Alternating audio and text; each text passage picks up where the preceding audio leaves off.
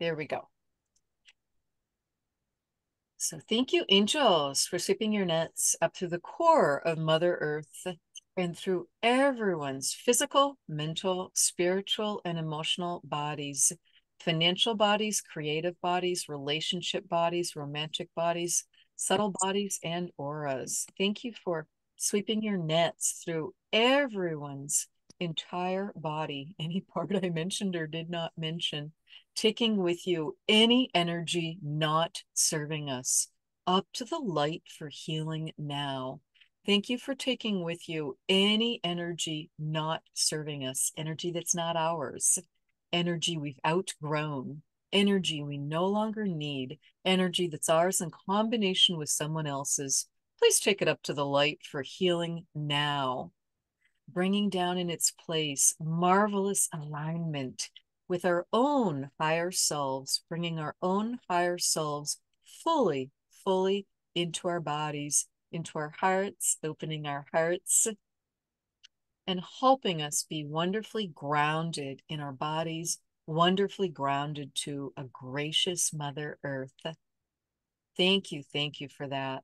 And as you've cleared out and cleansed and taken with you any energies not serving us, it gives more room for the highest vibrational energies to come in.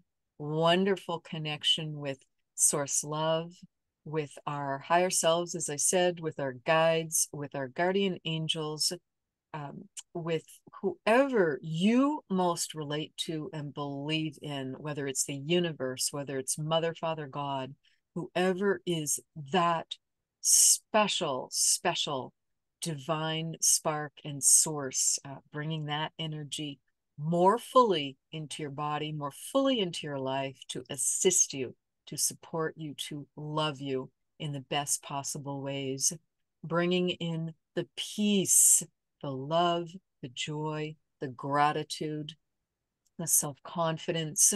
Everyone here is a powerful creator and co-creator, and we're being asked to step back fully into our own marvelous divinity.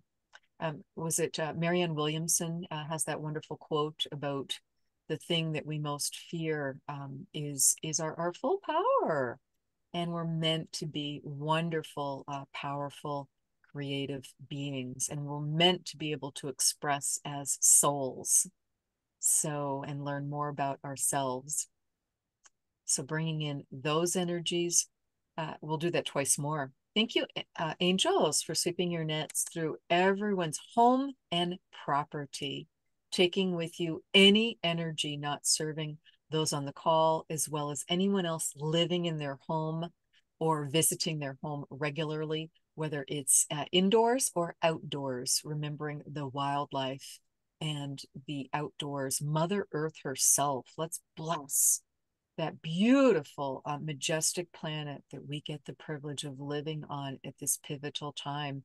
Clean air, clean water, the mountains, the trees, the deserts, the oceans, this clear blue skies, every part of Mother Earth and everything that she's supporting. Let's bless it and just do our part to be wonderful caretakers for her. She's working so hard to raise her vibration and frequency, and will continue to do so. And she's inviting us to do the same and just let go of what we don't need.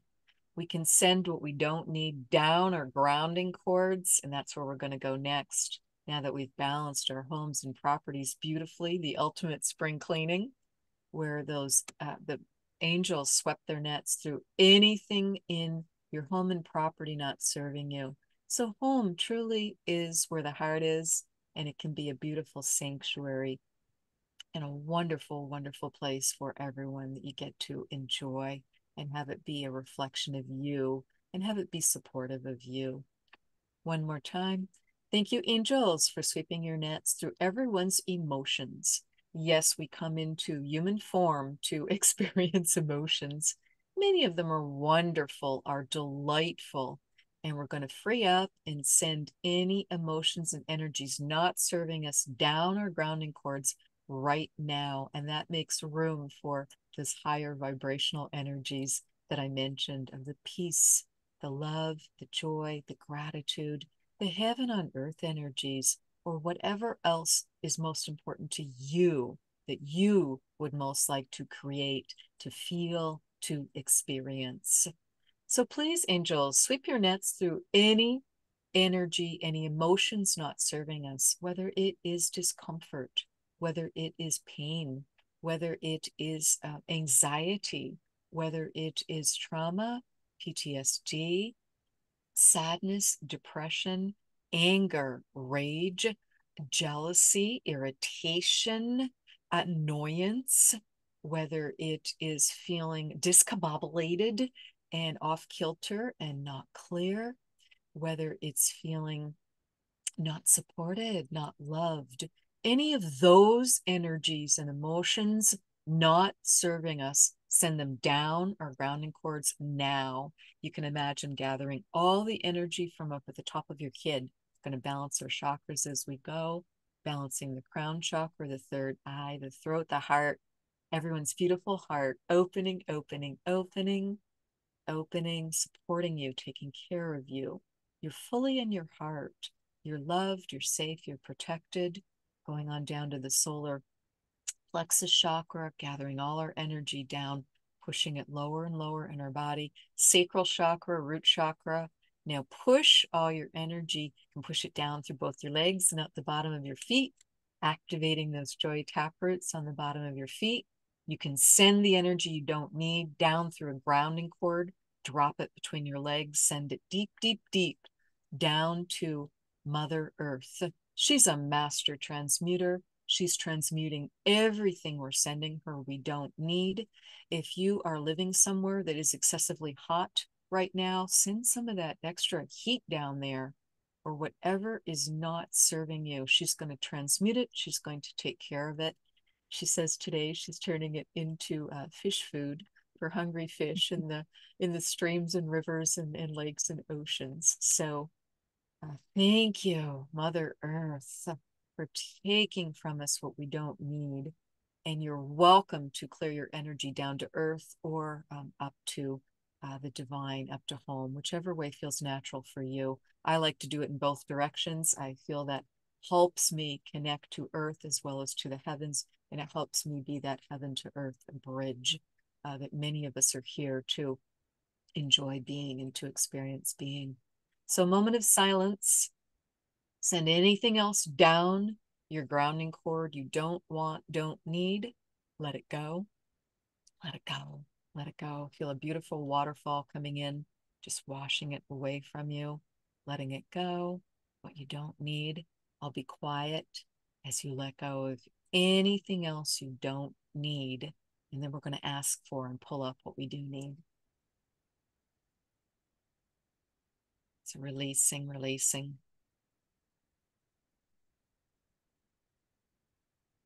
Wonderful. Everyone's done a great job with that. Now we're all the way down at the magnetic core of Mother Earth. Bring up the fountain of youth energy in the place of what you just let go of that doesn't serve you. Bring up that fountain of youth energy. Bring up the resources you can now manifest.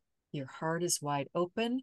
All your four elements are balanced in your body. Your fire and water, your earth and air, beautifully balanced, as are the two sides of your body, the active right side of the body, the masculine giving side, and the beautiful left attracting, receiving feminine side.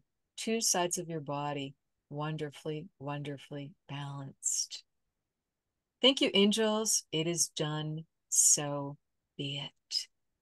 So let's bring in the Ascended Masters, and give me just a moment to do that. I'm fully in my body, wonderfully grounded to earth as well as connected to the divine.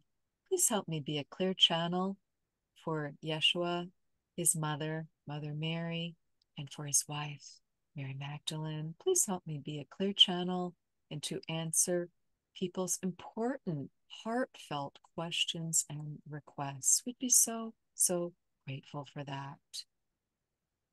We're here, we're here, we're here. This is Mother Mary speaking. I took the floor first, and I'm joking with Yeshua and Magdalene because we all want to speak, and I'm joking with them that I got the talking stick first because we're going to speak one at a time. I would just like to welcome you here. Thank you for taking the time. Thank you for who you are. Thank you for being here on the earth at this pivotal time.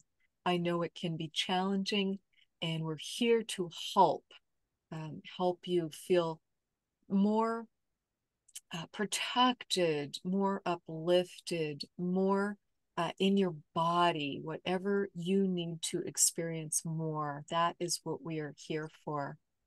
And I would like to honor my daughter-in-law, Magdalene. I know it can be confusing with two Marys. It was simply one of the most common names in our time. So lots of Marys, and so that's why we're going to go by Mother Mary and Magdalene, or Mary Magdalene, today for differentiating. But I would just like to honor her. There was a lot of confusion as to who she truly was, and I am so appreciative and grateful that the Pope and the Catholic Church chose to correct the record and to state they refer to her and call her the 13th apostle. She was actually the first apostle. I mean, think about it. Who spent the most time with Yeshua, with my son? It was his wife.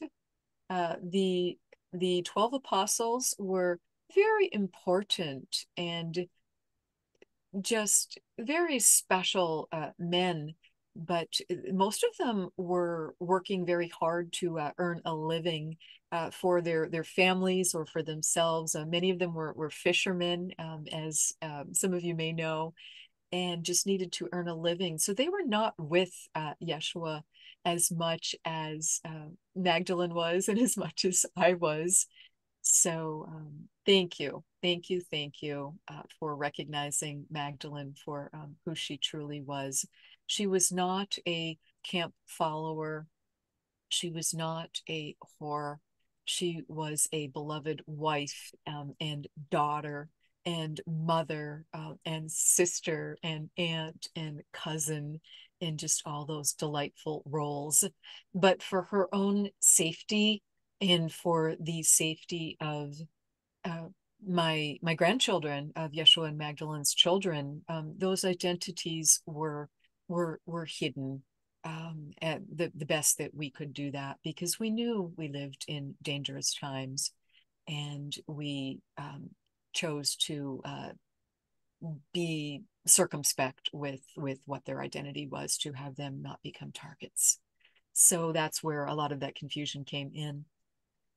So, all right, let's just see who would like to speak next. Okay, I'm hearing both Thank Yeshua you. and Magdalene are saying they are ready for questions. All three of us are ready for questions. So, Tania, if you'd be so kind as to um, share the first Yes, question. Mother Mary. The first question is, lately we have been feeling a lot of whole body aches and fatigue, And Tania, I'm as so well as sorry. weakness and My low energy. Yeah, microphone's getting a lot of feedback right now. Would you be so kind as to repeat? sorry, Mother Mary. Lately we have been feeling a lot of whole body ache and fatigue and soreness, as well as weakness and low energy. This seems to be common among several people as well. Please, can you let us know what is happening? Yes, whole body aches and feeling some weakness. Absolutely. Do whatever you can to ground and clear your energy every day. Be in nature, be outdoors. Stand with your back against a tree, sit at the base of a tree, and just let go of any body aches, any pain, any discomfort, any weakness, because the trees are such incredible sentient beings, and they will help you send down through their root system what's not serving you. Hug a tree Be by the water. You can also release over moving water. It helps to be moving water, whether it's a river, a stream, the ocean. I realize not everyone has water near them or may have lakes and not have moving water. That's fine. Just be at whatever place you can be out in nature, and just have your body relax and feel better. I know it's such energetic times, and many of you are in such a beautiful role where you're very sensitive to what Earth is feeling and going through. So you're feeling a lot of that. Here's one other thing I would like you to do. You are welcome to call in the diva of your health. Diva is spelled D-E-V-A. There are overlighting divas for many different things. They're part of Pan and the nature spirit, so they're part of Earth herself.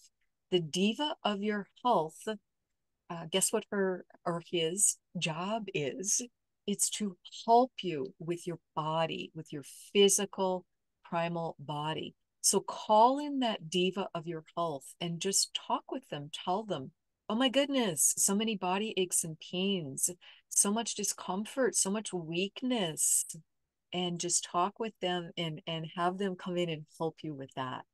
So I hope that's good information for you. It's a wonderful first question because I think it's very pertinent to many people. That's what I'd like to say there. So this is Mother Thank you, Mary. Mother Mary. So what is next? Next, next is from April. April says, how can we build a stronger and more supportive community that reflects divine love and harmony? Thank you. Oh, what a powerful question. How can you create and support and find that like-minded friends and that community of divine love? Many of you are here with one of the high vibrational energies as your primary. So April, yours is love, because you're asking a love question, and it's so heartfelt. Other people it's peace, other people it's joy, some people it might be justice. So the way that you do that is anything and everything you do to feel love in your own heart, in your own life, to bring it in and feel and experience that, you will just naturally be giving that out. You will be radiating that out. You will be a way shower. You will attract it. You will create it. You will be it. And you will find those communities, you will uplift those communities. You may be creating a community of your own like that, because love is crucial. Love is the antidote to fear. Love is the antidote to anything and everything that might be troubling you, including to uh, war. We're very clear there's still lots of warring energies and lots of discomfort and conflict on the planet.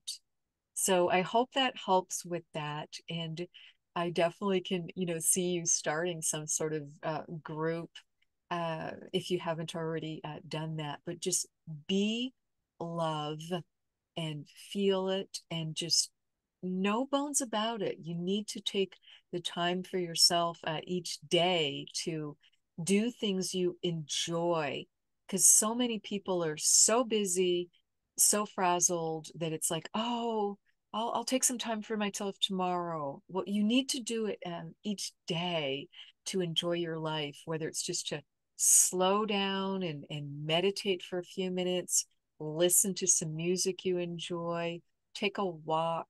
Just that's what's meant to be. That's what's meant to be happening. And just do your best to do that. We realize many of you have just many responsibilities and are quite busy, and it can be challenging. So I hope that helps with that question. What Mother else? Mary, if this is a question to build upon what was asked, how can we spread love if we haven't been loved properly? How do we know that we are loving correctly? there's no correct or incorrect love. It's whatever is natural to you. And it is hard when you have inner child wounds, when you didn't come perhaps from a background that felt loving, and you weren't told as a child, I love you. And you didn't get those hugs, you didn't get that time and attention and that love and respect and support. So guess what? We all have challenges from childhood and from earlier in life, and we're not victims. So let's look at how things are happening for you rather than to you. So when you're in a really challenging moment or situation, or something is not going as you thought it was meant to or should, and you're confused, you're puzzled, you're angry, whatever, frustrated, disillusioned, exhausted, whatever emotions are coming up, just look at, ask, how might this be happening for me rather than to me? Because the difference is you'll stay in your power, you'll be in your power, you'll be in your heart, you can open your heart, you can be love, you're creating love and peace and joy. And if you had a background, a childhood, or other experiences during your life that were not particularly loving, well, then you've just got a clean slate. So you get to create, you get to invent, you get to determine what that looks like for you, because you don't have a lot of presuppositions, you don't have a lot of examples of that. So let's get out a clean, fresh blackboard for everyone. Let's go old school here with a chalk blackboard. And now just get out this beautiful eraser, and you get to just erase anything that's not serving you. You get to let it go. There are ways to feel the emotions of what has been difficult and then release them very quickly, very easily, with help from your higher self and the divine. And then you get to be the creative force of what makes you feel loved. There is that relationship book. Let's see if I can pull the title out of Wendy's head, because she knows it. The Five Love Languages by Gary Chapman. There is a reason that book is number one in relationships and has hundreds of thousands of reviews on Amazon, because I agree, there are five primary love languages. What makes one person feel loved is different for another. Again, I'm going to pull this out of Wendy's head, so just give me a moment, because she knows this. So the five primary love languages are quality time. So spending time with a loved one, whether it's a romantic partner or another person that you love and care for. Quality time, acts of service, so doing something for someone, and that physical touch, words of affirmation, and gifts. And the premise of this book, it sounds deceptively simple, but it's quite powerful. And the premise is we all have a primary love language of what makes us feel loved. Is it spending that time together? Is it someone doing something thoughtful for you, or something that you ask for help with? Is it that, surprise little gift? Can be just something so simple, but it's just meaningful. Is it just getting those words of affirmation to help you through your day? Or is it that wonderful physical touch? So everyone's got this primary love language, or you may have several. You may be more bilingual or trilingual. And the point is that we tend to speak our love language to others, thinking that, well, that's going to make them feel loved, but that may not be their primary love language.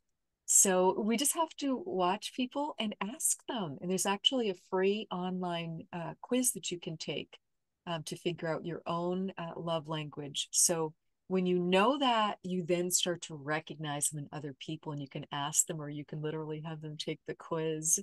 And then we just start to be able to give to others in the way that makes them feel loved. So it's us becoming more facile. It's us becoming more bilingual and trilingual in our love languages. So I hope that's helpful. But just it's such a heartfelt question. I appreciate it very much. Thank you, Okay, Madam Maggie. next question Question. request, Tanya. Next is from Alicia. Alicia says that I would like to ask for a healing of past energies, past habits, and addictions, past mindsets, and anything else that makes me keep recreating the same unhealthy physical state that isn't serving me, so that I can experience having a healthy, energetic physical body. How can I do that? Thank you. Wonderful. Thank you. That's a powerful question, Alicia. And this is a common one, and it can be difficult, as you said, to just be changing those old patterns. So here, I'm going to do it for the group. I'm going to do it for everyone. We are ready to release. We are ready to let go of old habits, old thoughts, old conditionings, old mind loops, any mind control, any programming, any habits that don't serve our beautiful, amazing temples. We are housed in a temple. It is called a physical body. And our eternal souls are very grateful to be in these physical bodies. So let's just get our conditioning to be to choose the things that are helpful and uplifting and wonderful for our body, whether it's taking that nice long walk or hike, whether it's eating that meal. And remember to bless the meal, holding your hands over your food and your drink for a moment before you consume it.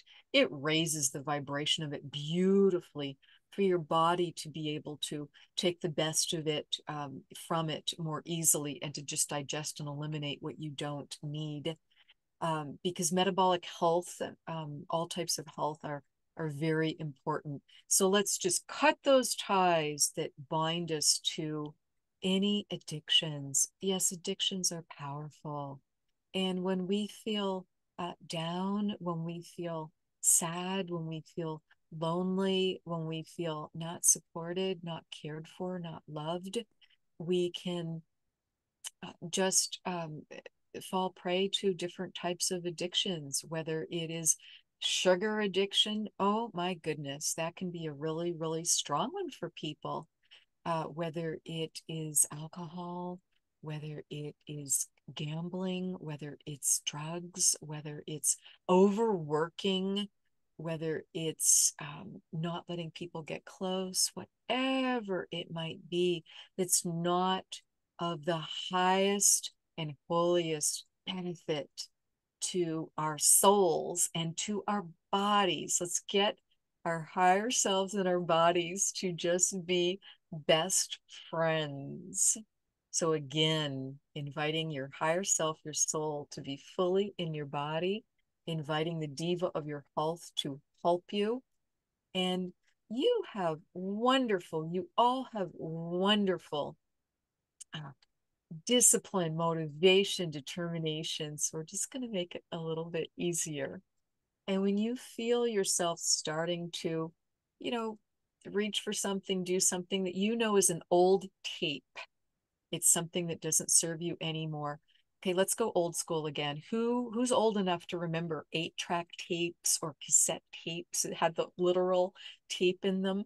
It's just pull those old tapes out and have a little bit of fun. Just picture pulling that tape out and just letting it go and toss it in the trash. If it does not serve you, we've cut the binding ties with those old tapes that don't serve you. I'm bringing out my magic wand, and you all have a power wand, and you can just imagine having a power wand, holding it to your heart. This is the best of you. You are the best of you. Calling in your higher self fully in your body. You're meant to be your higher self every day, fully in your power. And when you start to do something that you know is not the best for you, you're just going to be able to let it go, make a different choice, and be kind to yourself. We all have days when we eat something that didn't agree with us, or just wasn't the best for us, or do something. Just forgive yourself. Start over fresh every day. Every day is a wonderful new opportunity, and you can create the life of your dreams with a healthy, a happy body, and with relationships that are supportive and wonderful and loving for you. So, addictions, releasing addictions. Here's another way to do it. Those of you who keyboard or use a computer, most of you know how to cold boot, hard boot a computer, hit cancel, clear, delete at the same time. And you can do this with intrusive thoughts. I have to have that chocolate cake. I really need that chocolate cake. Well, it's a choice, but you can also hit cancel, clear, delete, and just let go of that addiction to something that is not the best for your body anymore. Wendy said, she's adding, yes, it was very hard to say goodbye to bacon. That was one of the ones that was hardest for her. We all have them, but it's a choice. It's a choice. So I hope that helps. I'm seeing you all as strong and healthy and feeling wonderful in your bodies, free of addictions, free of old pervasive habits that no longer serve you. And you just get to choose, and we'll be with you. We will be with you. Call in your higher self, your guides, your angels, and just ask them to help you. Thank you, Mother Mary. Next question is from Mary. How can I get closer to my teenage daughter? Okay, this is a wonderful, another heartfelt question. And my best advice, having been the mother of 6 children myself, is you just with teenagers are going through so much. Their bodies are changing so fast. Their emotions can change so quickly. One moment it's like they want to be 25 or 30 or 50, and another minute you might feel like you're dealing with a 12-year-old or a 2-year-old. It's just, and in fact, the John Gottman Institute has done a lot of research. I don't know what age exactly your daughter is, but let's say she's 14 as an example. And the Gottman Institute has done a lot of research that shows in child development, subtract 10 years and your 14-year-old can revert to a 4-year-old. So think about it. What was she like as a 2-year-old? If you've got a 12-year-old, your 3-year-old, 13-year-old, 4-year-old, 14-year-old, because there just can be this, going back and forth. And then also they're trying to jump timelines, and they so want to be grown up and have more independence and make more decisions. And I can't wait to be out of here. And I can't wait to be off in my own home and, with my own car and making my own money and making my own decisions. And then all of a sudden it just melts and it's like, Mom, Dad, oh my gosh. And they just need comfort, so they can be all over the place. I mean, think back to your teen years. My best advice is meet her exactly where she's at. No one knows your child better than you. And some teenagers don't like the face to face direct conversations. It's too much for them. They feel like they're getting too much direction and lecturing from mom and or dad or other adults. And they might do better in a more relaxed environment where you're doing something side by side with them that they want to do, that they enjoy. Just let them kick. For instance, let them choose a television program that you're going to watch as a family if you don't already do that.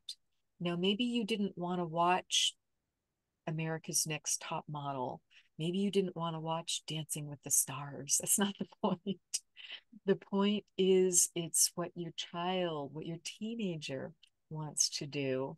And just meet them where they're at, and do your best to give them choices, because they're at that pivot point where they're really often want to be with friends and leaning on friends and pop culture, and they're so influenced by that, and they're kind of like trying to push away mom and dad. So you have to just choose.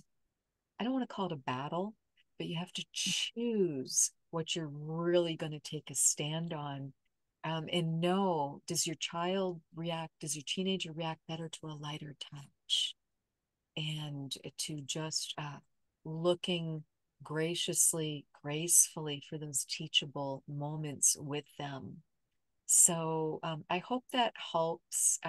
Know that it will get easier. It may get harder. My goodness, those teenage years can just be so interesting.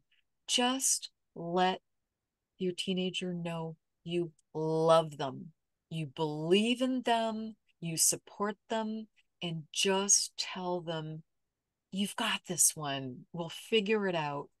How can I help you? And when you're asking them those sorts of questions versus just being in this, place of too much advice or lecturing or information or what feels like harsh rules to them, that's where we can get a lot of this acting out. But it's just different for every child, and your child the best. But that's the best thing you can do.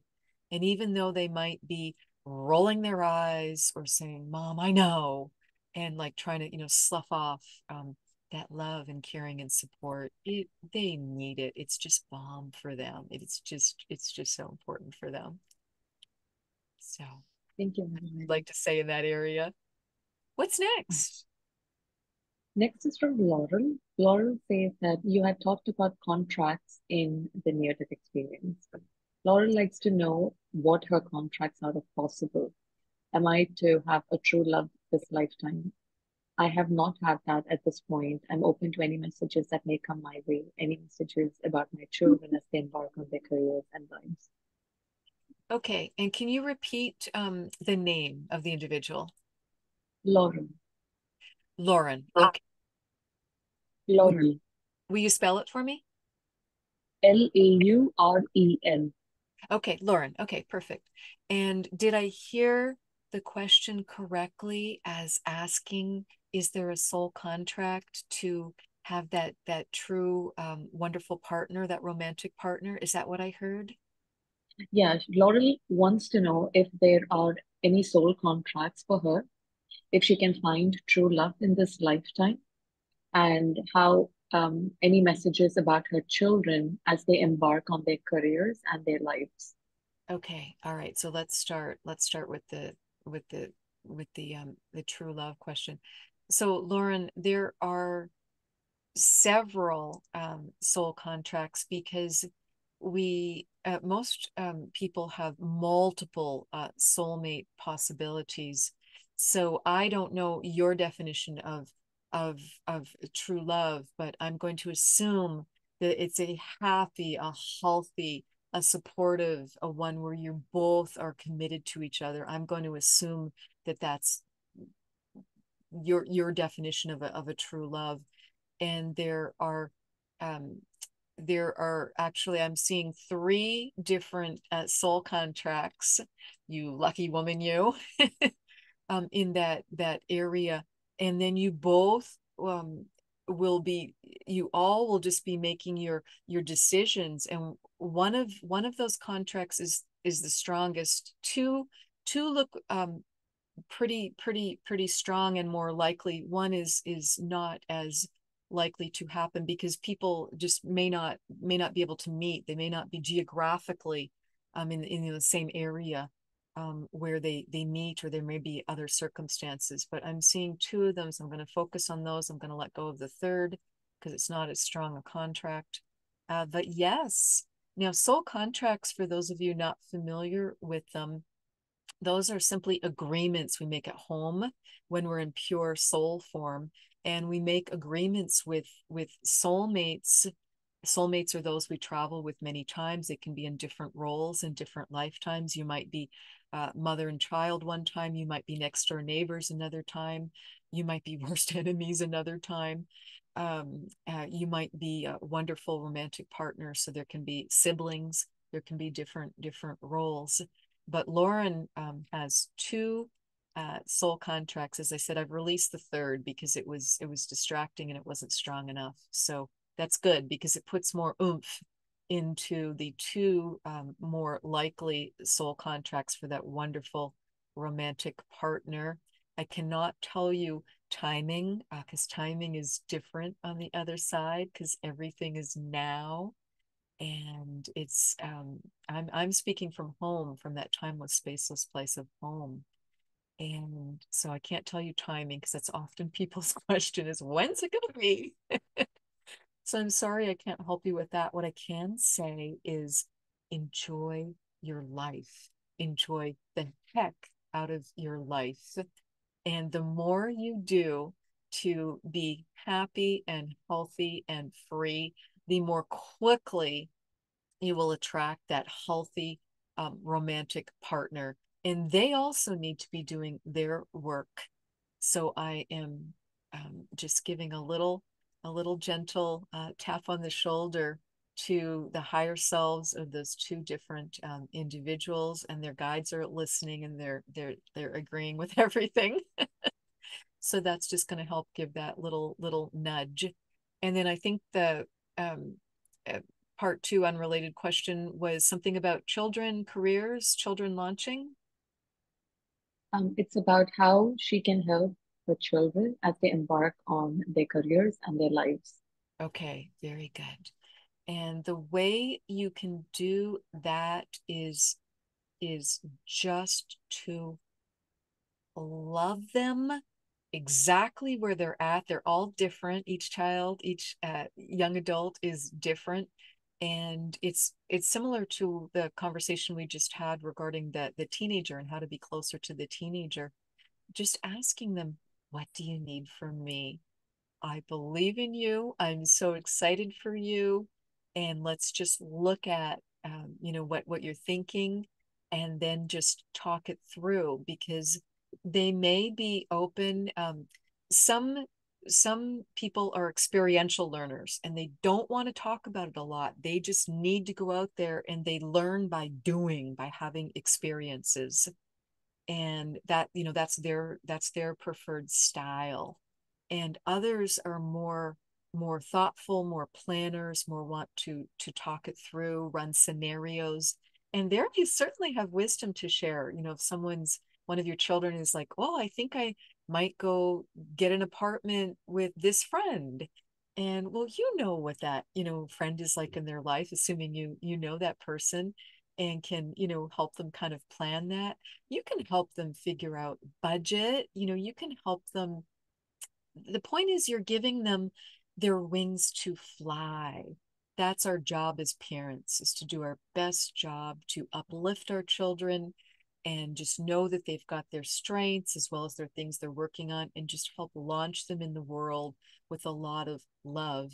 But you've also given them some roots and some foundation, and that's what they have to fall back on when things get challenging or confusing. So again, it's going to be unique to each child, in just asking them, what they want and need from you as their mother and their parent. So thank you for that question. Thank you, Madam. Next is from Sue. Sue says that every time Sue meditates or prays or tries to do visualization, she gets an upset stomach. Can you tell her what this is about? She gets an upset stomach each time she tries to meditate or visualize. Yeah, or pray. Yes. Okay, all right. So let's just look at that, because my goodness, that's not our goal, obviously. So, and let's just ask, and was it Sue who was asking the question? Yes. That's right. So Sue, so can you ask Sue to add to that? Is it does so she's getting that tension, she's getting that stomach upset. So Sue, do you just feel like, oh my goodness, I can't settle down? Just like your left brain, does your mind just get like super, super busy and then it's presenting as tension in your stomach? Is that what happens? Is it just like torture to try and sit down and meditate or lie down and meditate? Is that what's happening? Sue says it's diarrhea, but Sue, can you, as no, she says it, she's very happy, no, very happy, but have accidents. Maybe Sue, I can unmute Sue so Sue can speak Please, directly. please. Sue, can you unmute yourself? And Yeshua is There here. it is. Okay. Yeah, like the other day I was by the river by a tree meditating and got explosive diarrhea. And I was perfectly happy under the tree by the river.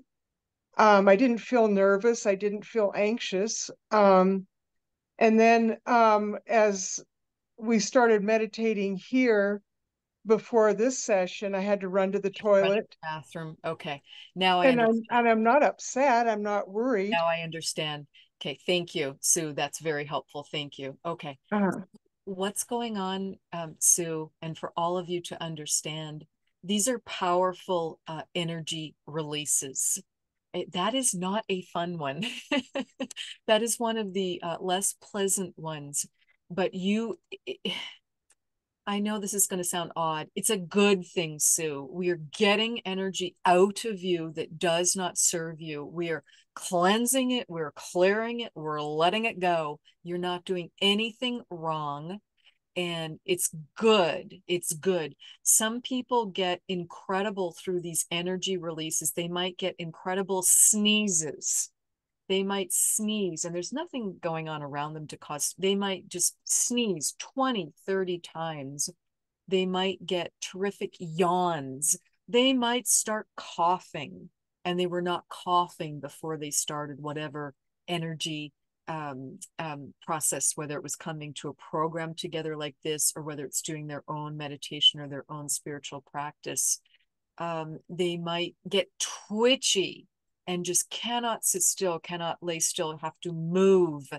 Movement, because the point is we're working to move energy out of your body that does not serve you. So Sue, welcome to the least glamorous, least convenient one of all, explosive diarrhea. Well, I also have a lot of the sneezing and itching a lot. I'm like constantly scratching. Oh, itching is another one because your skin is your largest organ and it's a powerful energy release to be feeling itchy or to be getting rashes. So know that it's going to get better. And it's just going to get better. So just do the best you can to take care of your body. That's wonderful that you were outside meditating. I was going to ask if you could do a walking meditation or be outside somewhere. Um, in your case, you might need to be near the bathroom, and that's okay too. And just try and have the best sense of humor and humility that we can with it, because yes, boy, our bodies can be quirky, but these are very positive signs. So any of you experiencing any of these, do not fight it. Do not try and stop and go, oh my gosh, this is terrible. What's wrong with me? There's nothing wrong with you. There's something very right with you. You are powerfully releasing energy that does not serve you. Um, Sue, you can ask for help, ask your higher self and guides, because sometimes there can be so much going on because you're raising your vibration and frequency so quickly that you're just feeling like a hot mess.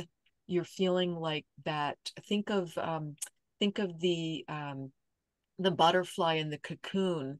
I mean, my goodness, it goes through meltdown. Everything like literally melts practically before that butterfly is able to emerge. And it has to go through that process.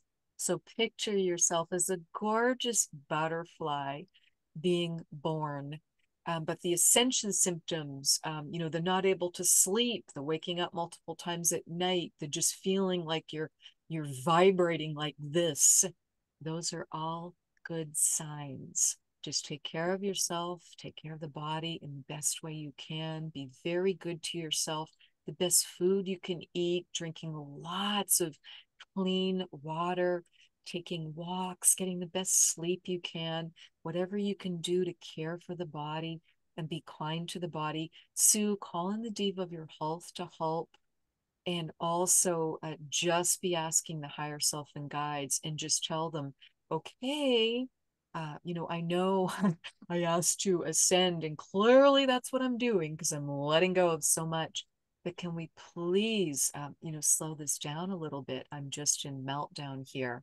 If you occasionally need to say that, that is a valid request.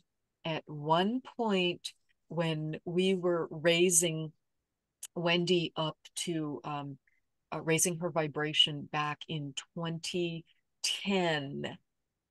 There was a list at that time of ascension symptoms because she caught on that she was ascending, she was raising her vibration, and she looked at this list of 100 potential symptoms of that, and she went through it real quickly and said, well, I have 98 of the 100.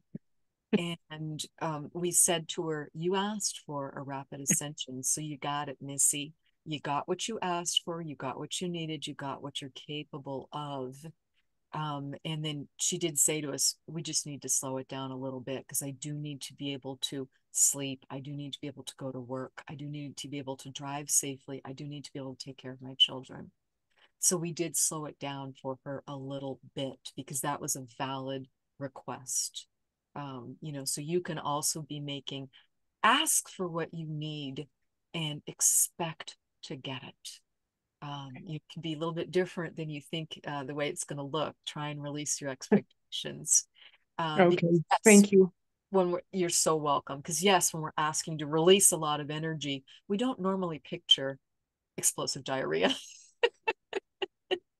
That's not usually, it's like, oh, can't I have a polite little cough? So we're so proud of you, and thank you for asking that question. It's such a good one. Thank you, Mother Mary.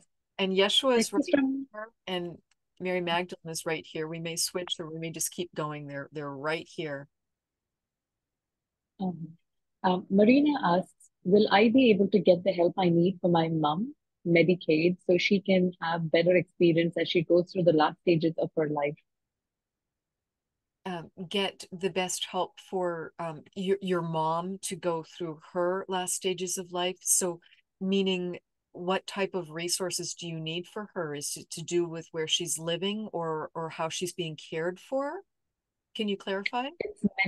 It's Medicaid, so I'm assuming it's how she is cared for. Oh, I see. Marina can. Hello. What I Hello. meant to see, we need right now. I have home aid care for her, like a few hours in the morning, but she really needs more because she's starting to lose her memory and she's also blind and she seems to be getting Parkinson's. So I need more hours of a homemade to come and help me. I'm not going to leave her, but I can use more help, and only with Medicaid can she get more hours right now. That's what I meant. Thank you. Thank you so much. Okay, so it's to qualify for the health insurance known as Medicaid in the United States. Okay, so let's bring in angels.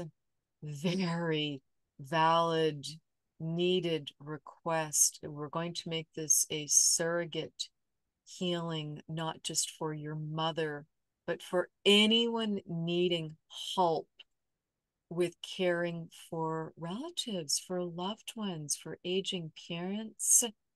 We want and expect and need our governments to be serving us.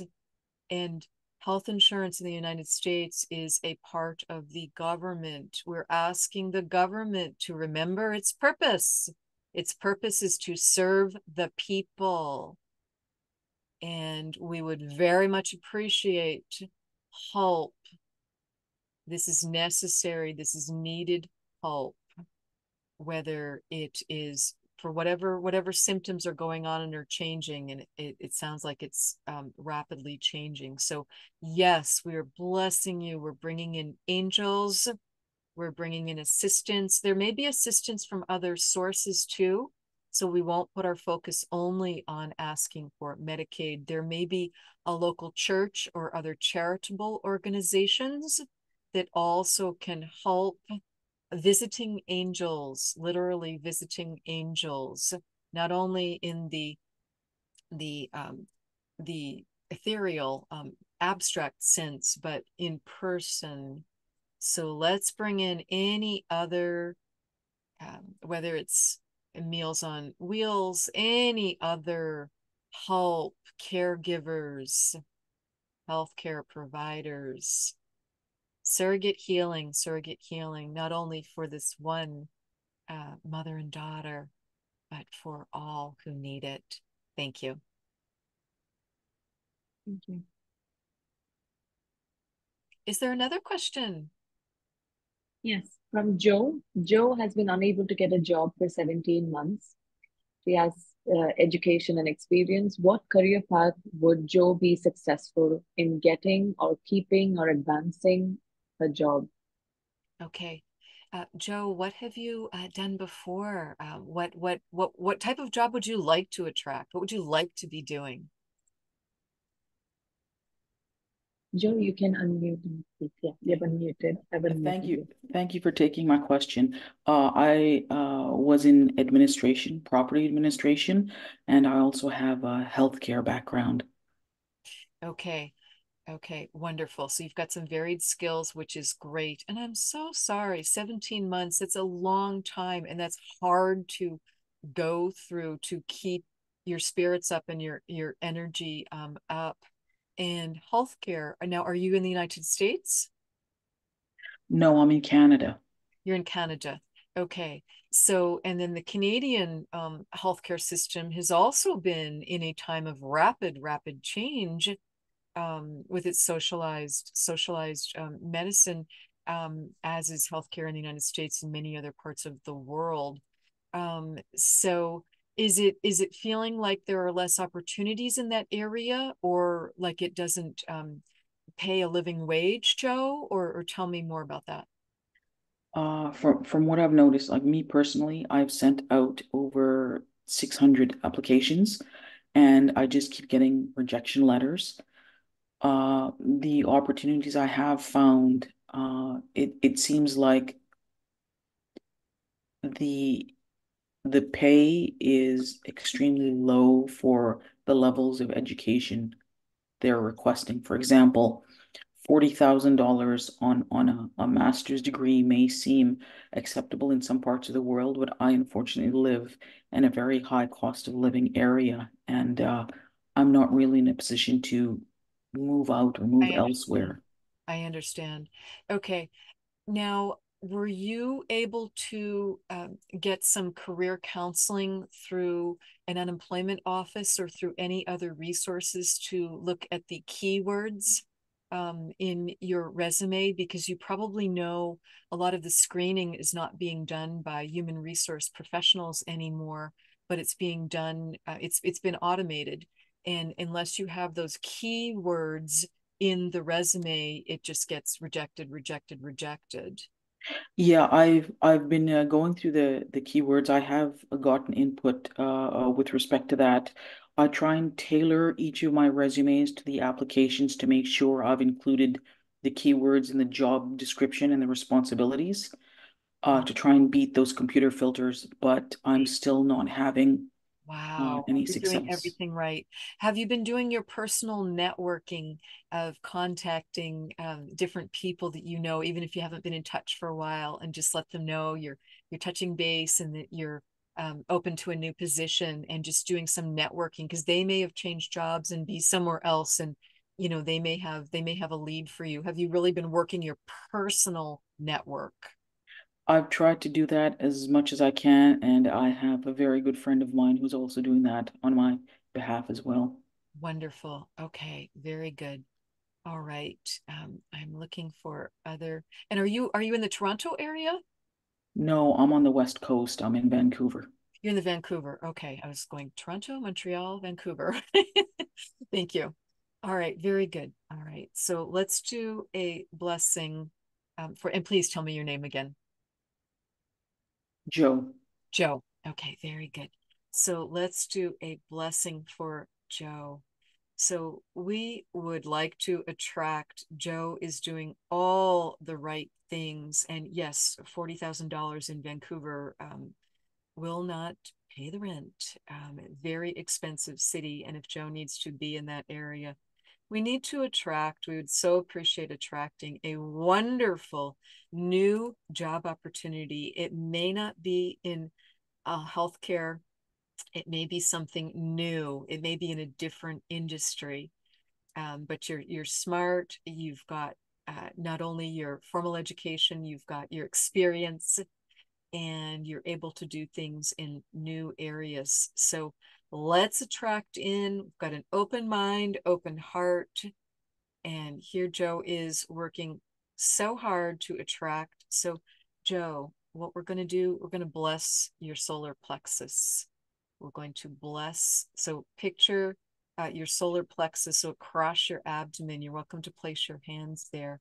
Let's bolster Joe's self confidence, self love, self respect, boundaries, attracting in the best of the best new opportunity for Joe coming in Joe's way, coming to Joe. Because again, as I said, this is one of the hardest experiences we can have in a lifetime, is to go through a long bout of unemployment. And sometimes we do need to settle for a job that's not what we're really looking for, but sometimes we need to get our foot into the door. I'm not telling you anything you don't know, of a company that you are interested in, or to get into an industry that's more in growth mode, um, versus healthcare has just been tough. And bringing in that opportunity, seeing that solar plexus looking a golden, bright, sunshiny yellow. Oh, there, it's relaxing, it's growing, it's looking stronger. Joe, have fun visualizing your solar plexus and all your chakras just doing great. Wearing the color yellow right now, having yellow around you. I'm going to try and pick up Wendy's mug.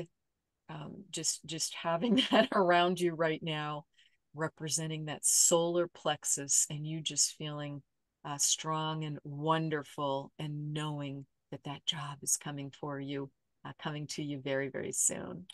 So, all right. Thank you so much. And Thank what you. next?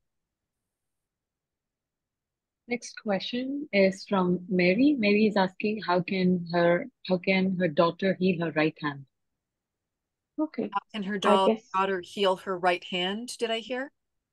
Yes. Okay. All right. And how old is the daughter, and the daughter's first name? hi, Wendy. Mary. Hi.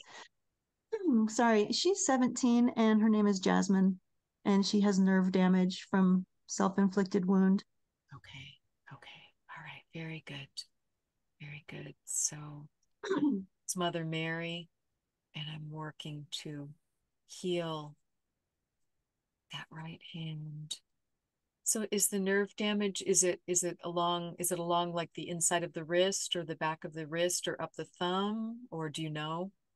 Yes, I know. It's definitely the thumb. I'm feeling this. Doesn't have any feeling, and it's damage in the wrist to the median and ulnar nerves, so the I palm is understand. numb. Yes, thank you.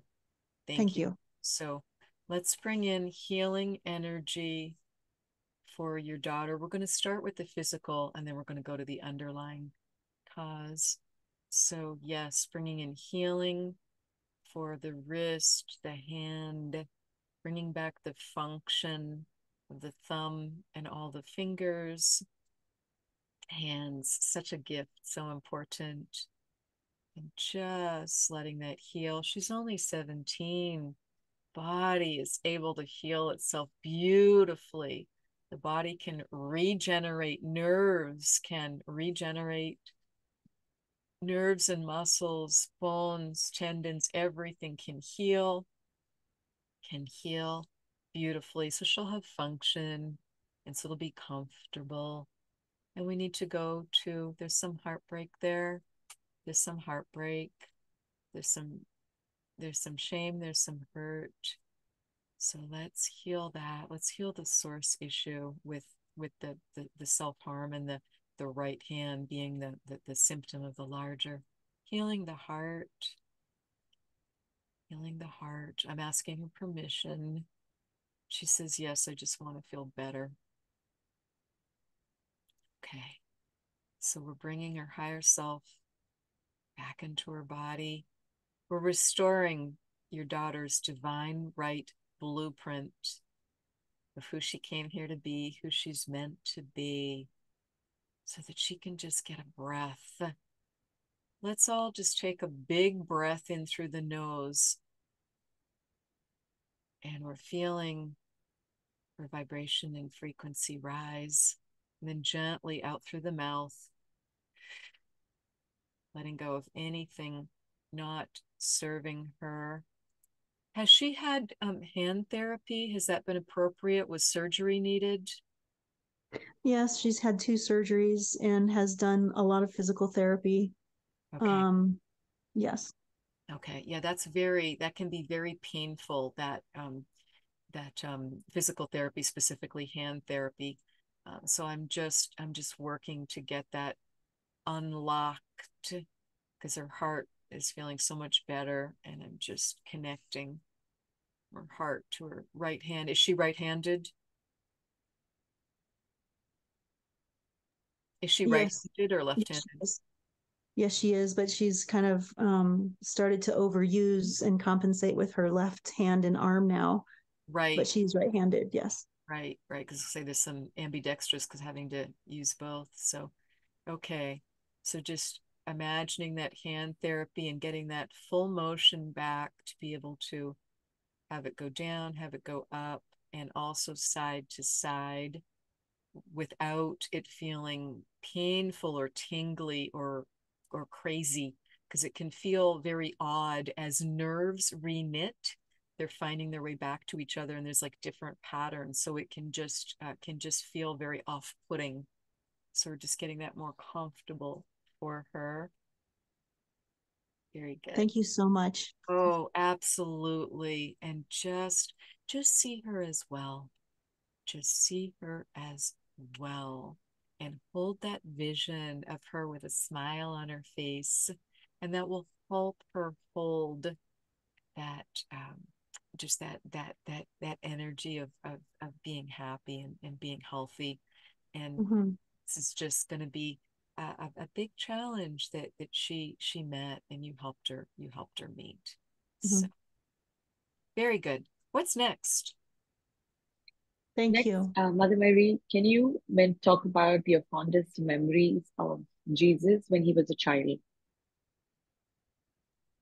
Yes. Oh, that's a lovely question. Thank you so much.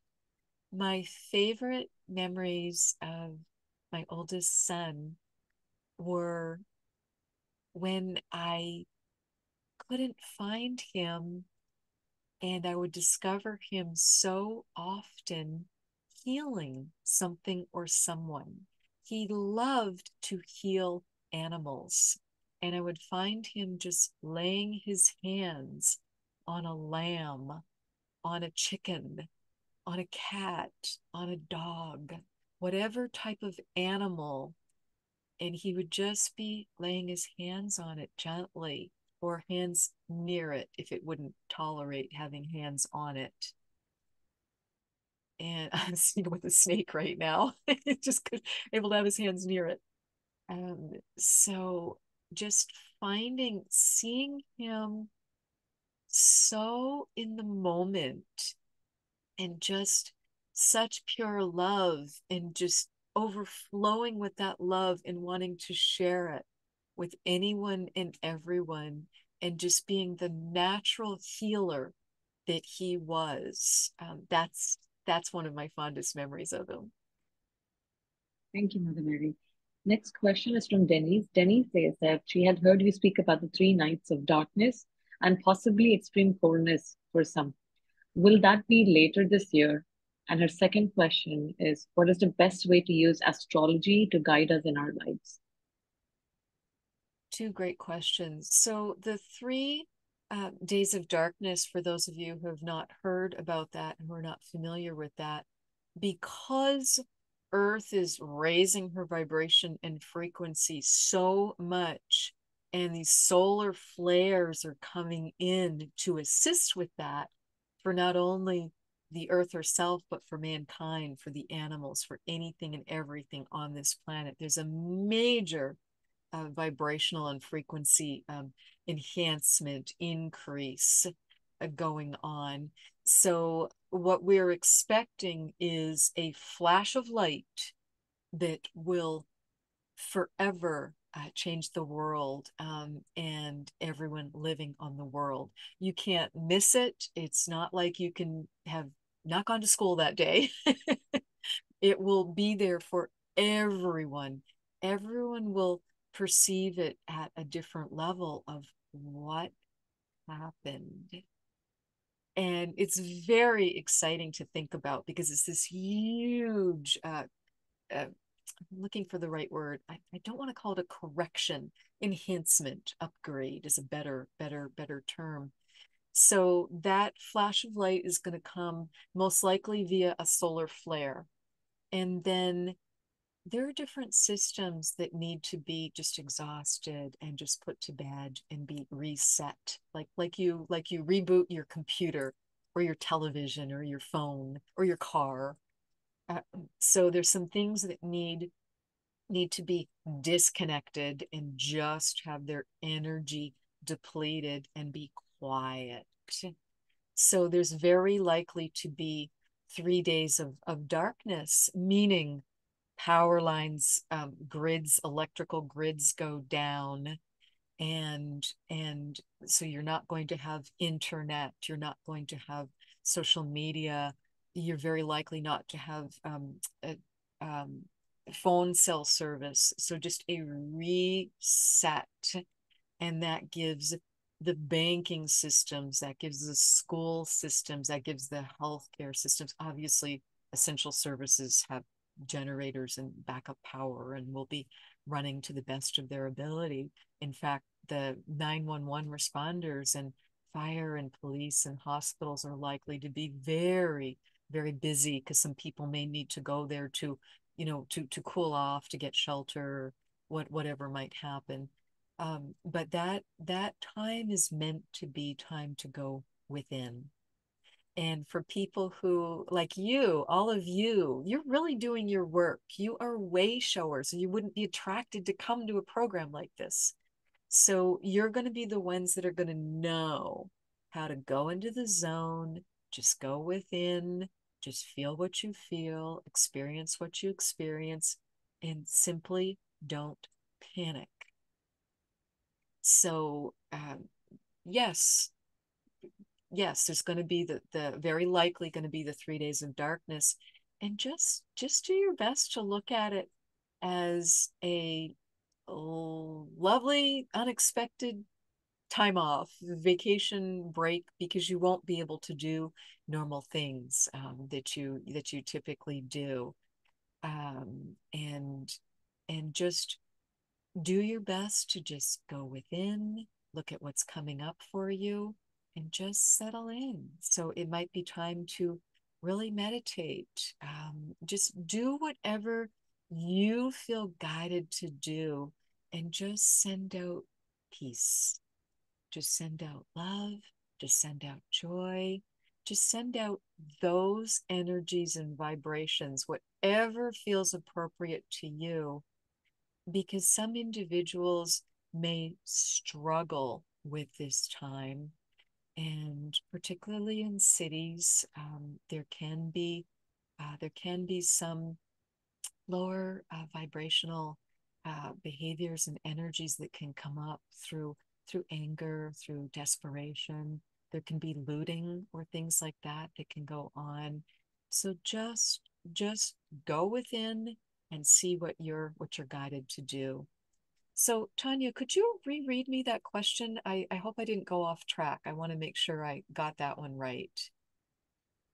Um, when would the 3 days of dark and 3 nights of darkness be? And will it be later this year? And the second part is, what is the best way to use astrology to guide us in our lives? Okay, perfect. Thank you. So the other piece of the question was, when is the 3 days of darkness coming? I can't tell you.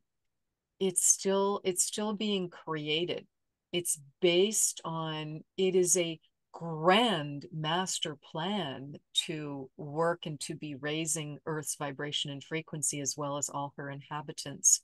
The more time and energy that people are putting into their highest vibrational selves, the more quickly these things will come.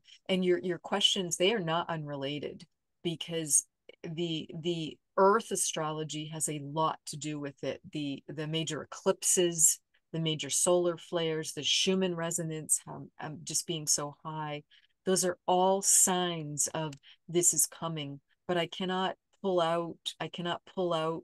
Earth has a book of life, just like each of you does. And I can't read the date. I can't tell you, because you're still all creating it together.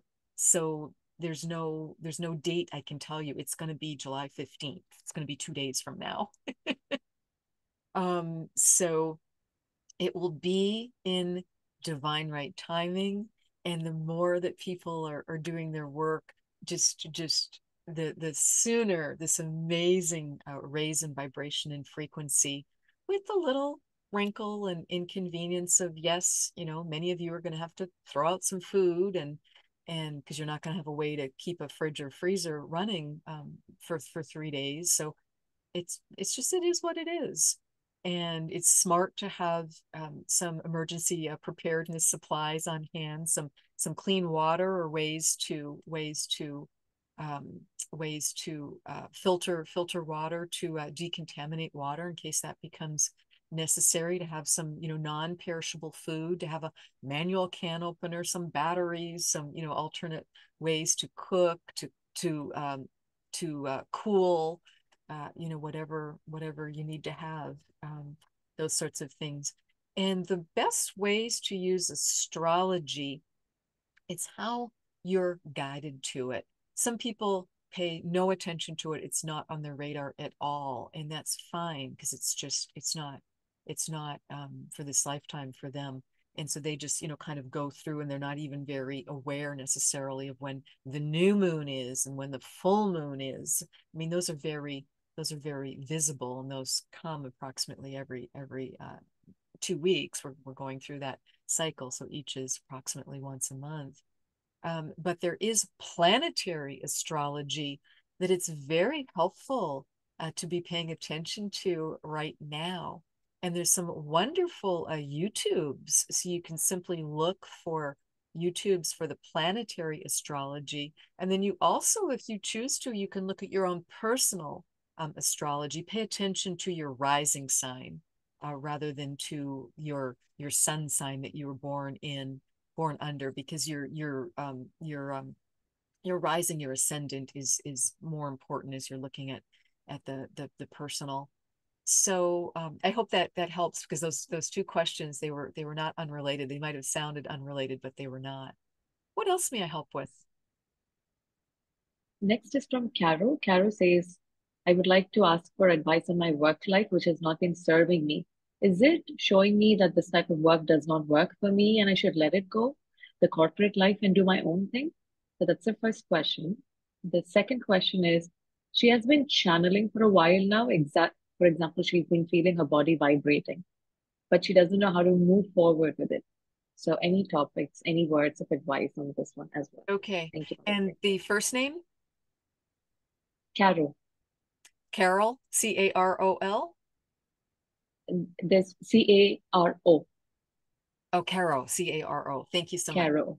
Okay, so the first is, so yes, that's a wonderful question that's coming up for so many people, is am I still meant to be in the corporate world? So follow the energy. And what I mean by that is, you know, in your heart what you'd like to do. So if you're meant to be doing something else, you know, whether it's channeling or doing something else to be in service in a different way, and obviously you have to filter in your practicalities of what's your budget, what's your living situation, you know, what opportunities do you have, what would that look like if you feel guided. The way you can typically tell you're being guided to do something else and those doors are just closing, pay attention to your dreams, pay attention to how you feel. I mean, you know, if you're meant to be doing something else. And let's just look at the channeling. Why is the channeling feeling stuck? Why is the channeling feeling like it's not progressing? Okay, it's fear. Is that a fair comment? Do you start and then you like pull back and you're not trusting it and you're feeling some fear? Could you unmute? Is that a fair assessment? Caroline? Sorry. Yeah, I Caroline. just Yeah. needed to get my voice back first. Um, I I am sure that I feel unworthy. Okay. And I have been working with ISIS and the Sophia Code and with all the ascended masters, all of them, Saint Germain. I really don't care who it is because we are all one. And at the end of the day, it's all of us taking each other's hand and moving upwards all together, you know? Okay. And Wonderful. I just don't know. I feel so lost. And it's like I know that I'm projecting. Like I don't know. I have been gaslighted my whole life. And I think that's also playing a role. So it's like I don't know. I know that I'm cleaning, I'm cleansing, I am Yes. getting ready. And it just feels it's not rainbows and butterflies, you know, and I feel like I don't have the things that I would need. And I feel unworthy. I think that's all of it. I think that's it, isn't it? Thank you Right? for sharing that so bravely. Let's start with the solar plexus. Let's place your hands right on your abdomen.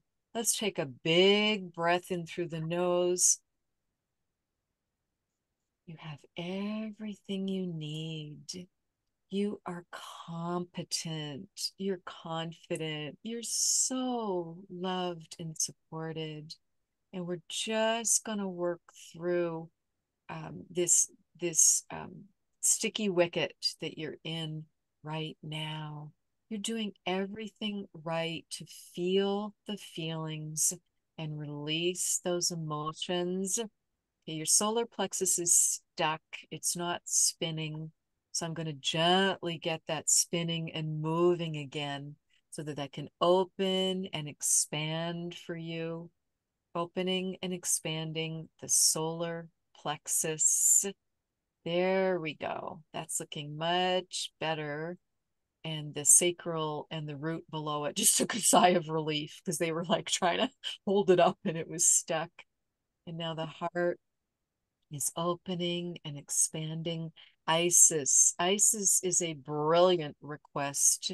Isis was such a powerful goddess in Egypt and throughout the world. There's different names for her elsewhere. Let's just get your power, and she represents someone stepping back into their power. So she's a brilliant request and place for you to work with, and just ask, how may I be in service with the channeling? What message would you like me to share? You don't have to do it publicly to start. You can just speak aloud for yourself. and just continue to do that self-healing first.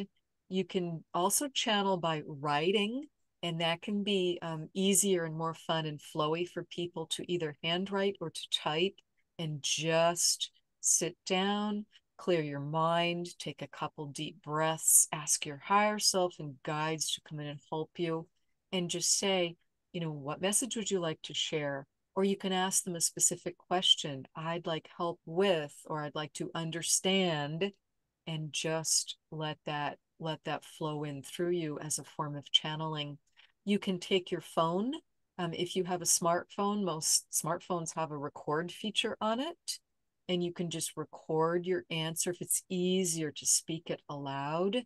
And as you start to listen to those channeled messages, you'll start to get your confidence, and your solar plexus in your heart will just, all your chakras will be just glowing and doing better, because you'll hear new information you didn't know. You'll feel the love, the wisdom, the support. You may hear words that you don't know, or you may write words that you don't know and you need to look up. And that's wonderful, because that's one of the ways we help validate for people, who can then like jump back and say, oh, well, that was just me being in my ego. Well, if you used a word and you don't know the word and you looked it up and it's perfect for its context, that helps. So we work to do that with you too. So that's what I'd like to offer you. And know that it's just not a race. You can take your time with the channeling, and let it unfold bit by bit by bit, just as you can, with the new job opportunity.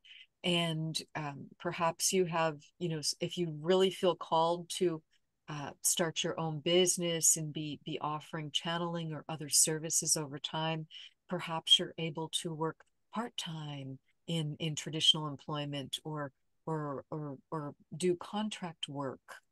There's just so many different ways of working, and of serving. So there may be some ways to do a hybrid. It doesn't have to be, I'm going in and quitting my job tomorrow. It just can, it can unfold more graciously than that. But typically you'll see signs. Wendy, for instance, she saw signs for about 2 years, before she left her healthcare system employer.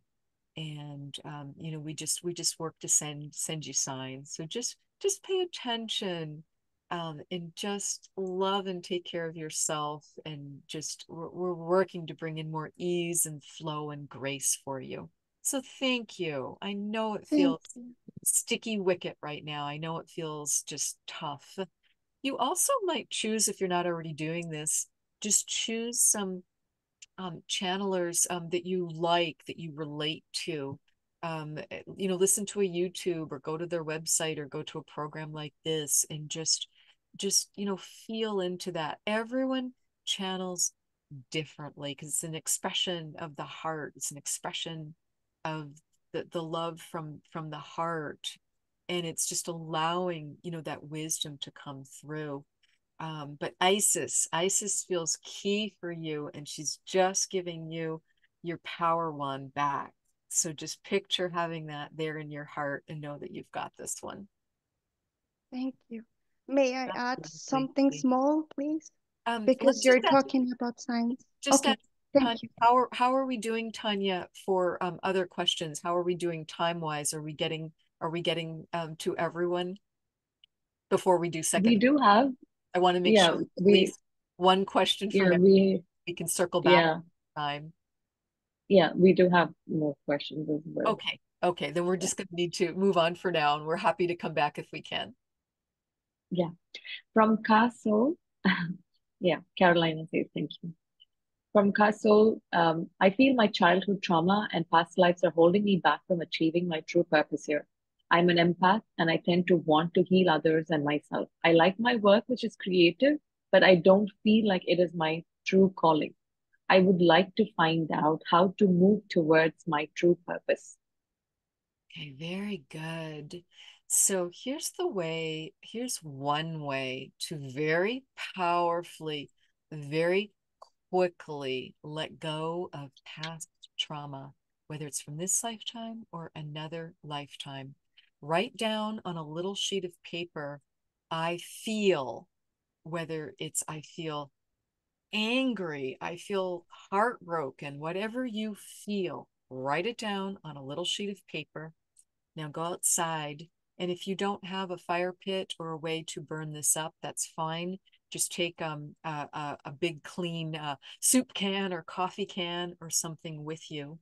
Go outside when you've got some private time. It can be lovely to do it at twilight or just after dark, but whenever's right for you. Go outside and call in your higher self and guides and ask to really feel that feeling and to release it. So they're going to come in, your higher self and guides, guardian angels, ascended masters, whoever you call in will come in to help you and feel it.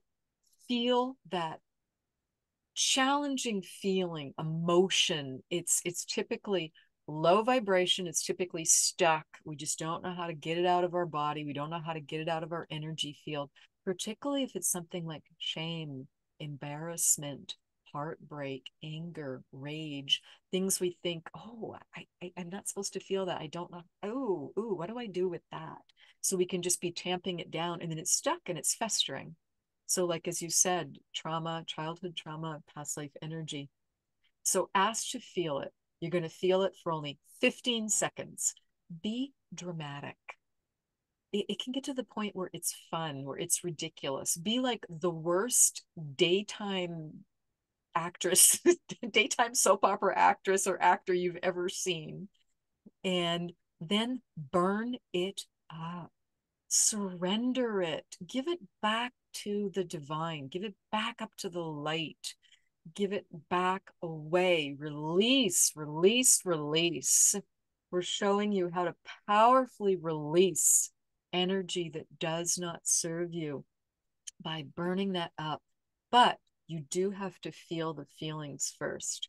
But as I said, it's going to be so encapsulated that you're going to be willing to feel those challenging feelings because it's going to be so short and you're going to be so assisted with doing it. And then just sit there for a moment after that's burned up, the smoke, any smoke has dissipated. Maybe you need to relight it. If the paper's still there, if you can still read any of that, burn it some more, let it go, let it go. And now be careful. Don't pick up a hot tin can. So let it just cool. If you need to, put water on it, salt on it. If you need to, just be careful fire safety wise, because so many places are so hot and dry. So, but just now feel the difference in your body, feel the difference in your heart. How do you feel? You are very likely to feel lighter, like the weight of the world is off your shoulders, your back, your neck. You may feel it in your stomach, your heart. You can feel it anywhere, but just notice the difference because you've released that. And when you feel past lives coming up, there are ways to release those. I just gave you one way. And just tell yourself as you feel it and release it, look at what it has to teach you. And then just tell yourself that was then and this is now. Those are 7 of the most powerful words in the English language, and that helps you get more in the present moment. Yes, you've learned from it, you've embraced it, you've figured it out, you've let it go. And sometimes it's just a little flash. It's just very mysterious. Like, I don't get why I feel so uncomfortable being in a car, driving in a car, just being a passenger in a car. You might have concerns, you might have phobias, fears, just worries about that don't feel right, that don't feel normal. And often that's past life energy. So sometimes we don't need to know a lot of detail, but we can just ask to release it and feel the feeling and then do what I just described. And then remind yourself if it's coming up again, that was then and this is now. And just look at the present moment and just look at how great you're doing. Look at the present moment. Everything is wonderful. Everything is great. You're creating that reality. You're making it bigger and bigger and bigger. You're not overly worrying about the past, and you're not in, which can be depression, and you're not overly worried about the future, which can be anxiety when we're just like on the hamster wheel trying to control things that can't and shouldn't be controlled, and we're worrying too much about the future. So we're mistakenly creating the future that we don't want, because everyone here is a powerful creator and co-creator. So we want to use our law of attraction to focus on what we want and need and what we enjoy, and just aligns with our purpose. So did I answer the question? Can you reread that to me? Did I hit the mark there? Yes, yes. I have lost the question, so but I'm assuming it's on the. Okay. Okay, wonderful. And what is next? Then, I just need to get Wendy some water, but we can do that at the same time. What is next? next is from Shelly. Shelly is asking, this is a question for Yeshua. I am practicing Reiki. Is this the best energy practice for me at this time? And how can I improve my practice? Okay, very good. Let me bring in Yeshua. I'm here. I'm here. So how do you feel when you're working with Reiki energy? How do you feel? Do you enjoy Shelly, it? you can unmute yourself. Okay, speak. Do you enjoy it? Do you feel powerful? How do you feel? I I I feel really good. Thank you. Wonderful. Well, then that's your answer right there. Okay. Just keep working with it, and it will bring in more and more gifts, spiritual gifts that will bring more information, healing, knowledge to you. We like to joke, Reiki seems to have become the gateway drug, so to speak, in a good way, to so many other healing modalities. And many people, because Reiki, it's simply working with your own life force energy, your own natural chakra, life force energy centers. It's your own energy. Or you may be working on behalf of a client or a loved one and helping them with their own life force energy via giving Reiki, which is such a gentle yet powerful technique. So are you using it for yourself at this time, or are you actually working hands-on, either formally or informally, with clients or loved ones? I mainly do it for myself and Perfect. for people I know, my family, our friends. Wonderful. Sometimes without their knowledge, I try and ask if it's okay if I can send it to them. Right, right. Exactly. That's perfect, because it's permission based. And it's not always comfortable in the physical reality that we're living in to suddenly say to someone, can I give you Reiki? I can see your back looks really sore, because they're like, what are you talking about? And then it can be this long conversation and bring up all these objections. So just certainly you can just sense and ask their higher self if you can give it, and just that gentle touch or giving that energy, because Reiki doesn't have to be hands-on either.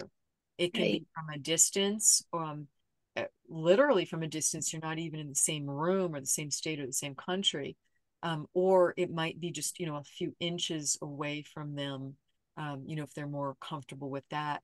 And the hands can heat up, certainly. That is a common way for healing to occur with Reiki, is for the practitioner's hands, and you're just the clear vessel of letting the Reiki energy come through your hands. And then it's just helping that person see themselves as well. It's like the body starts to go into a self-repair, self-enhancement mode. And as Yeshua, what my mother talked about with me healing the animals or people or Earth herself, do you want to know the secret of how I did that? Yes. It was twofold. I just stayed in a place of love. I did my best to keep my heart fully open. And I just saw that person, that animal, that tree, that river, whatever it was. I saw it as well. Oh. Just saw it as well. And then the person could start to remember what it felt like to be well, even though they might have had years of crippling pain or an injury or whatever it might have been. But that was, it's just a two-step process. Do the best you can be to be in your heart, to be love, and to just see it or them as well. Thank you. Absolutely. Oh my gosh. What else? It's from Denise. Denise says, can you provide any guidance on what my daughter is here to teach me and what I'm here to teach her? Thank you. Okay. So this is Yeshua. I will continue. I've got the talking stick, and Magdalene's right here, and Mother Mary, my mother's right here. And what is your relationship like with your daughter, and how old is your daughter? She's 8. Denise, you can. Okay, she's 8 years old, and it's good. We're very close. And it seems like it's very purposeful. Like she's only 8, but I learn from her, I and was the going to things say, that is come. there wisdom? Is she Yeah, a wise child? Is she a teacher? yes. She's, The thing- she's she's a highly experienced soul. I don't love the term old soul. What does that mean? So Mhm. highly experienced, meaning there's been more incarnations. So yes, so she's been your mother before. You've been sisters before. So it's a multi-layered, it's a lovely relationship. And what a magical age 8 is, where there's just, some independence, but there's enthusiasm, and it's still a child. And it's just such a wonderful, wonderful age. So she's here to help remind you of the magnificence of your soul, of who you are. And she's here for you to just enjoy knowing that there's more depth and breadth to your relationship than perhaps you knew, or maybe you already sensed that you've known her before, you've known each other before. Yes, I sense it a little bit, but it's very validating to hear that. Thank you. Thank you. Absolutely. So that's what you're here for. And my goodness, this is wonderful. So just keep enjoying that and plant those seeds. This can get more challenging in the teen years, but it doesn't need to be. Wendy chose to specifically disregard. She had so many people say to her, "Oh, you've got 2 girls, 2 years apart. Wait until they turn into teenagers. That's going to be just a mess." And she just would, just la la la la la, not listening, because that's not helpful. That's not helpful. We don't want to project onto others. So just enjoy. Oh, I'm so glad you're together and you found each other and you recognized. Not every parent recognizes a wise child, and some younger soul parents can feel, actually they can feel annoyed by it. They can feel intimidated by it. They can feel frustrated by it. They can feel like their child is um, smart alecky or know-it-all type child, and that's not. It's the child has beautiful wisdom. It's just that simple. And every child does, particularly under the age of 8. This is a magical time, because during those years of birth to 8, the child has typically not been so heavily socialized to forget the other side. So they've got a stronger sense of home and of the other side and of their connection. And their imaginary playmates, if they have any of those are guides. So there's guides and angels with them. And they, might even tell you, oh, I see a fairy, or Mom, I just saw an angel. So just accept and love what they tell you, and just ask them questions if it's appropriate, and enjoy it. Okay. All right. Thank you. Absolutely.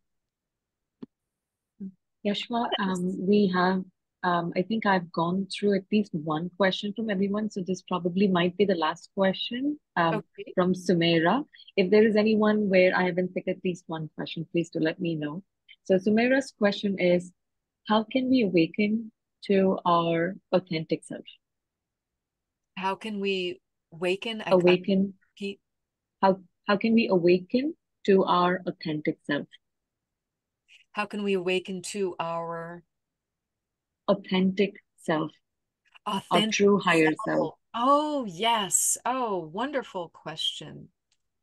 So, how can we awaken to our authentic self? This is a deep, profound question. What a great question to wrap up with potentially, because you're all here to express as souls. And it is a journey to learn who you are. Because each lifetime, of course, is very unique, whether it's on this planet Earth, whether it's on another planet, whether it's in another dimension. The best way that the soul learns its authentic self is by incarnating somewhere and having experiences and going through. And experiences don't have to be challenging, but yes, challenges can be very instructive too.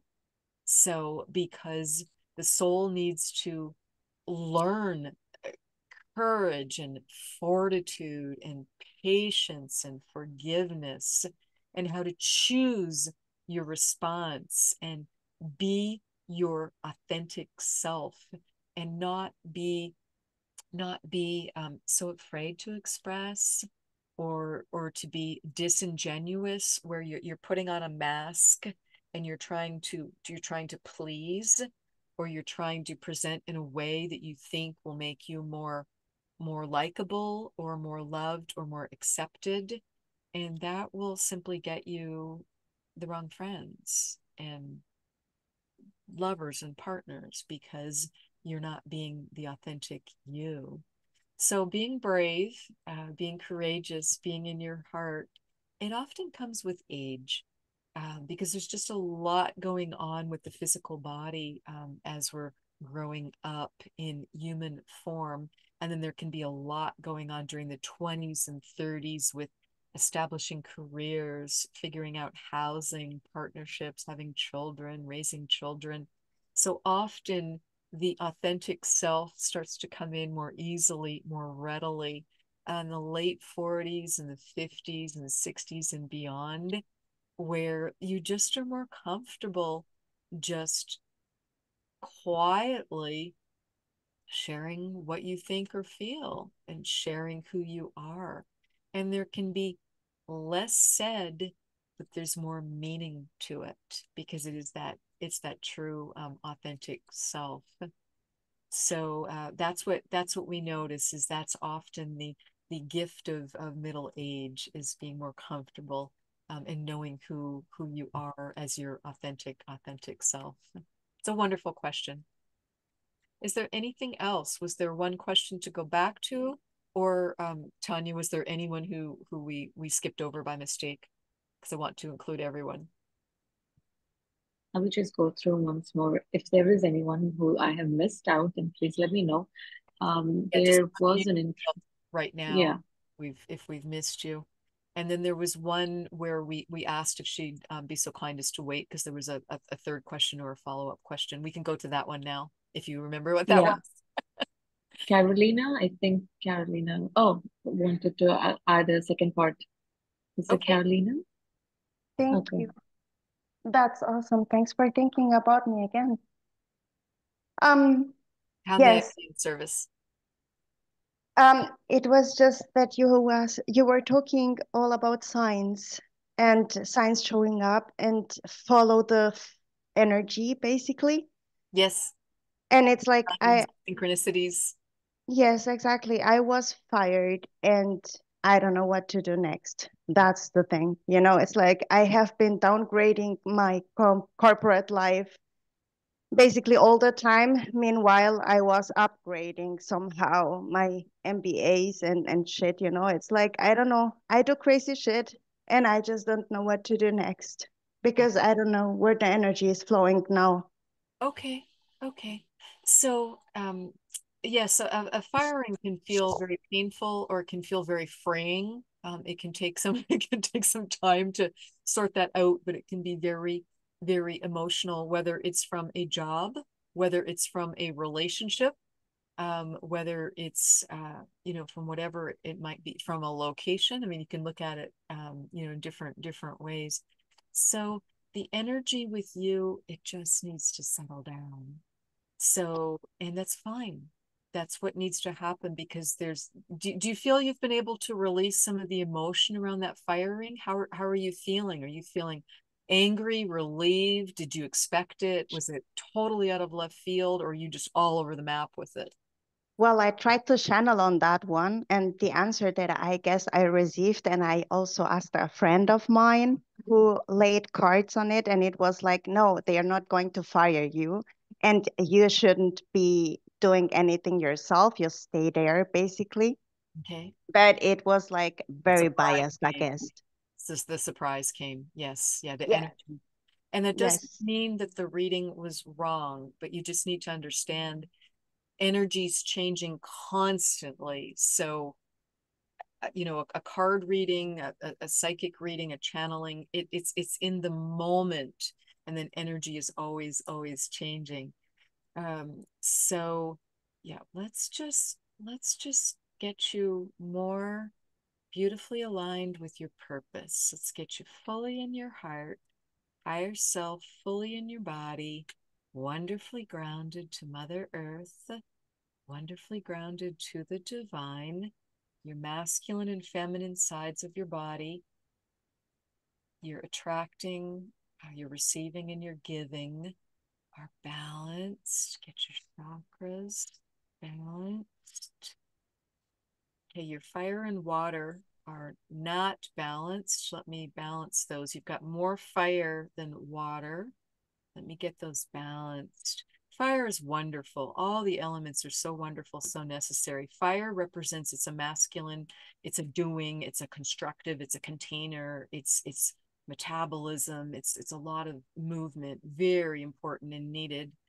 And the water energy, this is actually the most powerful of the four elements. So I'm increasing that for you. This is your feminine attracting and receiving, and it is brilliant. Picture those ocean waves coming in, bringing you the best of the best energy, bringing you little gifts, bringing you a seashell, bringing you a message in a bottle, perfect piece of coral. Just picture it bringing in the best of the best, bringing in that, balancing up with that fire. Your earth and your air are very balanced. So now all the four elements are balanced. Now that your water's increased, are you drinking water every day throughout the day? Yes, but today not so much. Maybe You that's feel the reason. dehydrated. Yes. Thank you. So just remember, I have to do it in the US system because Wendy knows that. I'm sorry, I can't do it in metric, but you'll still get the concept. So take your weight in pounds. So for instance, for round numbers, 120-pound woman needs half of that. Divide 120 by 2, that's 60 ounces of water. So that's the rule of thumb. So when I tell a 200-pound man, you need 100 ounces of water throughout the day, a lot of them are very surprised. They're like, wait a minute, that's 1.5 gallons of water. Please convert that to metric for those of you on different system, but you get the concept. You need more water than you think, many of you, because it not only is bringing in and helping you receive what you need, but it's flushing out what you don't need. You should be going to the bathroom. You should be using the toilet at least every 2 to 3 hours. If you're not, you're dehydrated. Drink more water, and that will help bring in what you need and help flush out what you don't need. So I'm just going to look at your nervous system a little bit. We're just getting it to calm a little bit. It's happier now with the four elements balanced, calming the nervous system. It's not fun getting fired, as I said, from a job or a teacher or a relationship or a home. That's called an eviction, but it's still a firing from a location. Let's let that go. Because what that does is it wasn't our decision, and we can feel disempowered, we can feel miffed, we can feel angry, we can feel rejected, abandoned, because we didn't make the decision. So let's let that go. Let's look at how this is working for you and why this is happening for you. Nervous system looking much happier. And you are fully in your power, able to make great decisions. And there's just going to be a little lull while everything settles down. And that gives a chance for the new door of opportunity to open with what the next step is going to be. Does that make sense? Thank you. Thank you, all of you. Wendy, Yeshua, Maria, and Maria. Oh, absolutely. My pleasure. So we're going to wrap up for today, and I'll bring Wendy back in and just a couple quick announcements and then get you all on with your day. So let me bring her back in. This is Yeshua with Mother Mary and with Mary Magdalene. Thank you. Thank you all for being here. Thank you. Importantly, for being on the earth at this pivotal time, and just enjoy your lives. Feel happy and healthy, and that your life has a beautiful purpose, and just feel that every day. All right, bringing Wendy back in. Oh my goodness, I got part of that. I look forward to listening to the recording. So I hope that was helpful to everyone. It was just such a pleasure and such so much fun for me. Tania, thank you. You did a wonderful job, because I could not have gone back and forth that many times of trying to read the questions. So it was wonderful having you here moderating. Thank you so much for the opportunity, Wendy. It was amazing to watch you do what you do too, and to see you answer everyone. It was just beautiful. I could see everyone's energy get lifted and the cloud lifting off of them after you answer their questions. So it was just so beautiful. So thank you so much. I'm so glad to hear that. So reminder, you can get Regression Healing 1 free today, and let me know if you have any trouble with that. Visit my website, because I'm putting a lot of new events on there. I'm going to do a really fun past life regression party next month. And what we're going to do is we're going to be able to dress up of a past life you're aware of, or a time period you feel really drawn to. And I will help you we'll be doing it as a group meditation for past life regression. So that's going to be next month. And I will be doing another channeling similar to this in September. And it won't be specific to Yeshua and Magdalene and Mother Mary, but it's going to be Ascended Masters and Angels. So we'll keep it more generic, because Saint Germain would like to come in, and Father Joseph, who was also Saint Germain, that same soul, different lifetimes. And I would love to be in service to you. So please check out my website at wendyrosewilliams.com. And there you'll see what the one-on-one services are if you would like to do private sessions together. So it's a series of three sessions, 2.5 hours, 1 hour, and 1 hour. You can also find my podcast, wakingupspiritually.com. And please just send me an email if you have questions, and let me know what you need. And certainly share any feedback from today, because this is the first time I did this. And I'm hearing in the future, I will have the group be just a little bit smaller, but I'll be doing these more frequently. And I'll do my best to really vary the dates and times to try and accommodate different time zones, because like Australia and New Zealand and other places that are far from me, I'm Pacific time zone on the West Coast of the United States. It just gets really tricky with not having everything be at 2 o'clock in the morning for them, or 2 o'clock in the morning for me. So, because I have to do this when I'm, best able to energetically do it, which tends to be morning for me. So thank you again for being here. I so appreciate it. And I heard several surrogate healings going on. So just know that what you asked was very important, not only for you, but for helping others too. So thank you for your bravery in being here and for asking the questions, because as I said, they did go out and, help serve others too. That's what I mean by a surrogate healing, that it then goes out and you're a surrogate as you receive the healing and information, and it goes out and helps other people. So thank you again. Have a wonderful day. Bye-bye now.